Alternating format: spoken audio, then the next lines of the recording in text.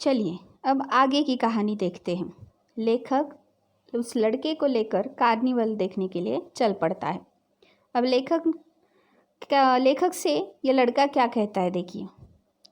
उसने कहा, वहाँ जाकर क्या कीजिएगा, चलिए निशाना लगाया जाए।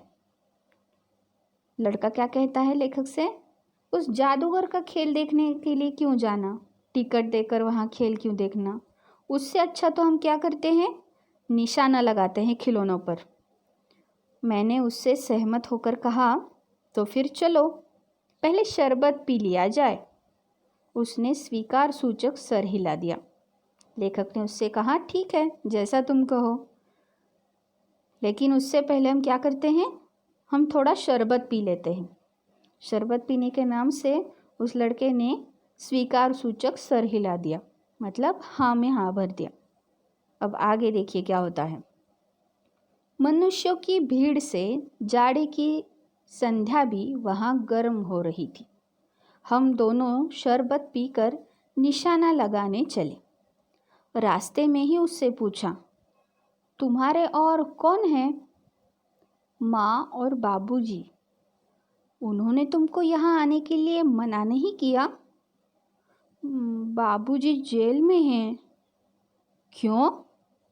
देश के लिए, वह गर्व से बोला। और तुम्हारी माँ? वह बीमार है। और तुम तमाशा देख रहे हो? देखिए, उस कार्निवल में बहुत सारे लोग आए थे, लेकिन लेखक इस छोटे से बच्चे के साथ उस कार्निवल में घूम फिर रहे हैं। अब निशाना लगाने के लिए चल पड़े ये दोनों, लेकिन रास्ते में लेखक ने उस बच्चे की जानकारी निकालनी चाहिए। वो लेखक बच्चे से पूछने लगे, लड़के से पूछने लगे कि अरे तुम्हारे कौन कौन है, मतलब तुम्हारे घर में और कौन कौन है? तो बच्चे ने कहा, लड़के ने कहा, उस माँ और बाबूजी हैं। और लेखक को फिर अचरज हुआ, आश्चर्य हुआ। उन्होंने पूछा, माँ और बाबूजी हैं, उन्होंने तुमको यहाँ आने से मना नहीं किया? तो लड़का इस पर कहता है कि बाबूजी तो जेल में है। अब बाबूजी जेल में है ये सुनकर लेखक सोच में पड़ गया और उसने पूछा लड़के से, क्यों, क्या हुआ, किस लिए जेल में है? तो ये लड़का गर्व से बोलता है, क्या कहता है, देश के लिए जेल में है। अब क्या बात है, कौन सी कहानी इसके पीछे, ये तो यहाँ पर नहीं बताया गया, लेकिन अपने पिता के प्रति इस लड़के को काफ़ी अभिमान है। तो वो झट से गर्व से क्या बोलता है कि मेरे बाबूजी देश के लिए जेल में गए हैं। और माँ क्या करती है, माँ तो बीमार है घर में। अब ये सुनकर लेखक को थोड़ा सा गुस्सा आया और वो कहते हैं कि तुम्हारी माँ बीमार है और तुम तमाशा देख रहे हो। अगर हमारे घर में हमारी माँ बीमार हो तो हम उसे छोड़कर ऐसे कार्निवल में घूमने के लिए तो ज़रूर नहीं आएंगे। लेकिन ये लड़का कार्निवल देखने के लिए आया था, तो इसलिए लेखक उस पर गुस्सा होते हैं और क्या कहते हैं, तुम्हारी माँ बीमार है और तुम तमाशा देख रहे हो। उसके मुंह पर तिरस्कार की हंसी फूट पड़ी। उसने कहा, तमाशा देखने की नहीं, दिखाने निकला हूँ। कुछ पैसे ले जाऊंगा तो माँ को पथ्य दूंगा। मुझे शरबत न पिलाकर आपने मेरा खेल देखकर मुझे कुछ दे दिया होता तो मुझे अधिक प्रसन्नता होती। मैं आश्चर्य से उस 13-14 वर्ष के लड़के को देखने लगा। देखिए, ये जो लड़का है, लेखक के डांटने पर बड़े स्थिर भाव से क्या कहता है, देखिए, उसके मुंह पर तिरस्कार की हंसी फूट पड़ी। मतलब मन में बहुत तिरस्कार है, लेकिन फिर भी वो हंसते हुए लेखक से अपने भावनाओं को नियंत्रित करते हुए क्या कहता है, तमाशा देखने नहीं, दिखाने निकला हूँ। मैं तमाशा देखने के लिए कार्निवल में नहीं आया, मैं तमाशा दिखाने के लिए आया हूँ। यहाँ कार्निवल में तो लोग पैसे लेकर आते हैं और टिकट खरीद कर तमाशे देखते हैं। तो मुझे लगा कि ऐसे ही तमाशे दिखाऊंगा और कुछ पैसे कमाऊंगा और फिर माँ को पथ्य दे जाऊंगा, लेकर घर चला जाऊंगा। माँ को पथ्य देना है। पथ्य मतलब दवाई के साथ साथ कुछ ऐसी चीज़ें, जैसे कि कुछ खाना है, फल वगैरह होते हैं, तो ऐसी चीज़ें इन्हें कहा जाता है पथ्य। जो बीमार को दिया जाता है खाना, उसे पथ्य कहा जाता है। तो ये लड़का कार्निवल में क्यों आया था?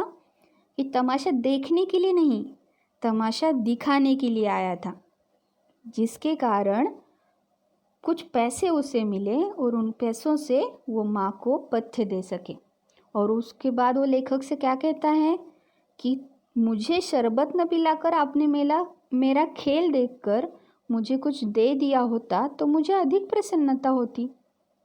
आपने अगर मुझे शरबत नहीं पिलाया होता तो भी कोई बात नहीं थी। उससे अच्छा तब होता जब आप कहते कि मुझे अपना खेल दिखाओ और मुझे कुछ पैसे दिए होते तो मुझे अधिक प्रसन्नता होती।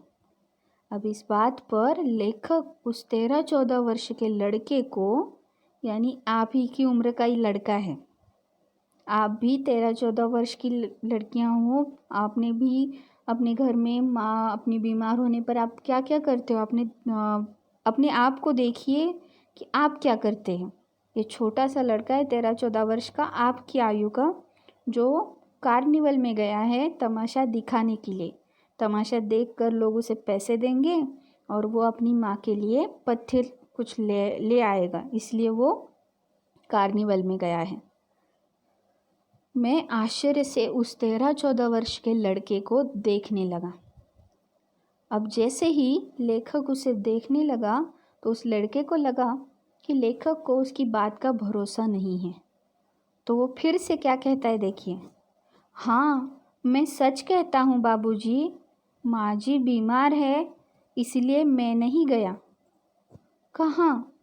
जेल में। जब कुछ लोग खेल तमाशा देखते ही हैं तो मैं क्यों न दिखाकर माँ की दवा करूं और अपना पेट भरूं। अपने बाबूजी की तरह मैं भी देश के लिए कुछ करना चाहता था, चाहे जेल में क्यों न जाना पड़े, लेकिन माँ बीमार है ना, इसलिए मैंने देश सेवा नहीं की, बल्कि मैं तमाशे दिखाने के लिए यहाँ चला आया। जब लोग खेल तमाशा पैसे देकर देखते ही हैं तो मैं क्यों ना दिखाकर माँ की दवा करूं और अपना पेट भरूं, इसलिए मैं तमाशा दिखाने के लिए यहाँ चला आया। अब चलिए आगे क्या होता है देखते हैं। मैंने दीर्घ निश्वास लिया।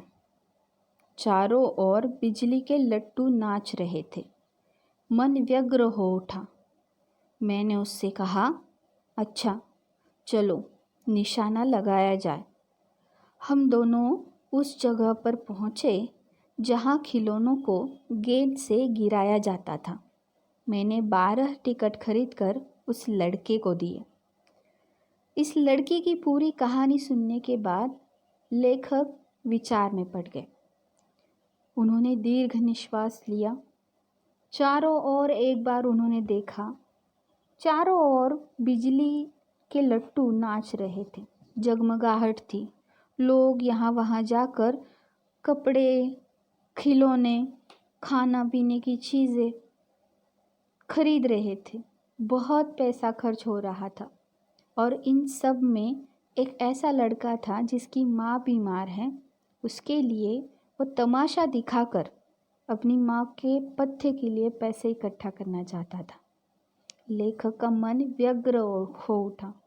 मन व्यग्र होना मतलब मन में बहुत सारे ख्याल आना, क्या करूं क्या ना करूं ये समझ में ना आना।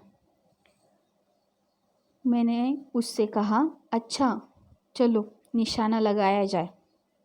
लेखक उस लड़के को लेकर निशाना लगाने की जगह पर आ जाते हैं।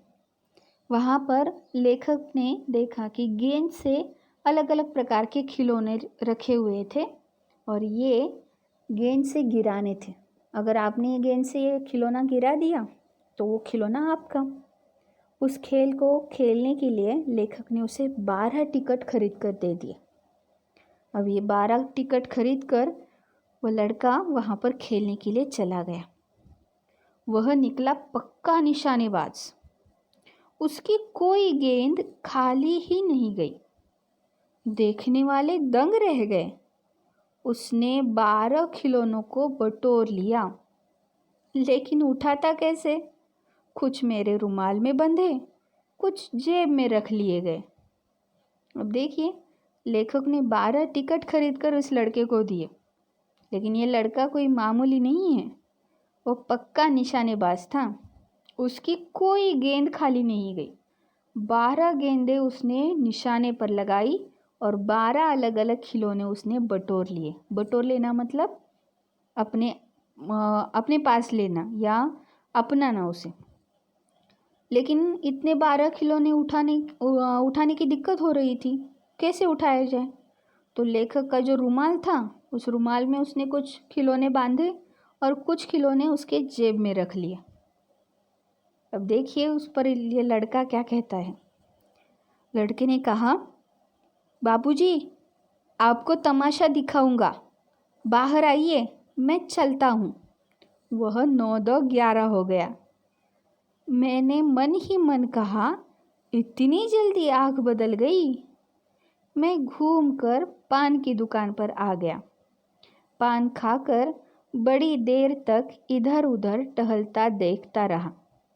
झूले के पास लोगों का ऊपर नीचे आना देखने लगा। अकस्मात किसी ने ऊपर के हिंडोले से पुकारा, बाबूजी। मैंने पूछा, कौन? मैं हूँ, छोटा जादूगर।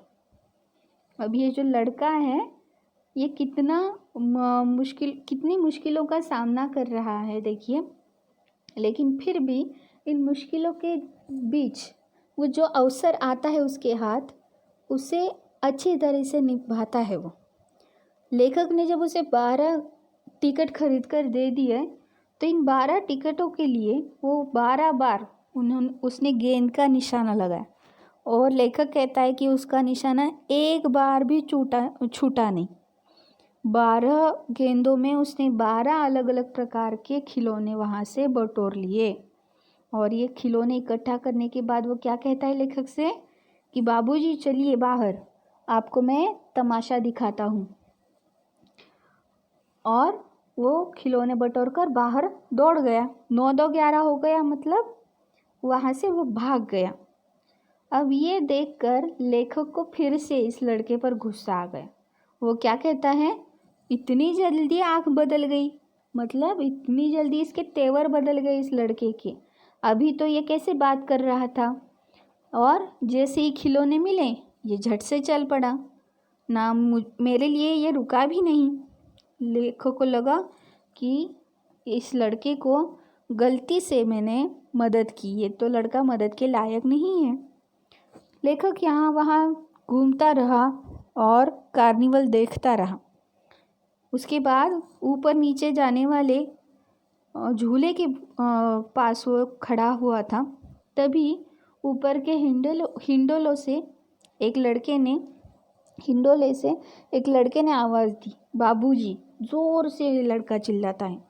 और वहाँ पर लेखक कहता, अरे यहाँ से मुझे कौन पुकार रहा है? तो वो लड़का क्या कहता है, मैं हूँ, छोटा जादूगर। अपने आप को वो जादूगर कहता है। देखिए कितना होशियार लड़का है। लेखक को क्या कहता है कि मैं हूँ छोटा जादूगर।